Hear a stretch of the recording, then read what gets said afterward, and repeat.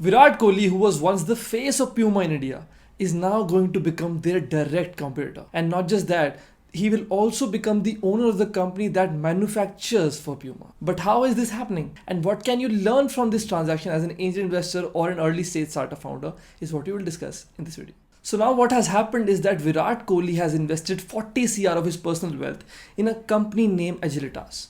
And this company is becoming a bigger company day by day. They have raised millions of dollars in funds and they aspire to directly compete with Puma, Nike and other similar brands.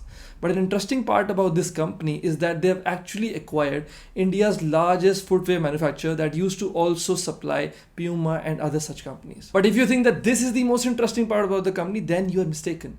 Because the most interesting part actually is that this company was founded by a founding member of Puma India who happened to work in this company for 17 years, became the CEO of Puma, and then resigned from Puma to found Agilitas. So you're the CEO of a wildly successful athletics company. So you decide that you and your two top lieutenants at Puma will start a company. You will raise almost 600 crores in seed capital, buy out Puma's top manufacturer and supplier. So supply and people will leave to start Agilitas. Please tell me how that conversation happened with your bosses and how are they okay with it? First and foremost, the supply chain didn't leave because we still make for Puma as Mochico. And now coming to Virat Kohli's 40 CR investment, he in return will get the compulsorily convertible preference shares of the company, which initially will commence as preference shares, which eventually means that Virat Kohli will have preferential treatment over the dividends of this company and the assets in case of a liquidation event.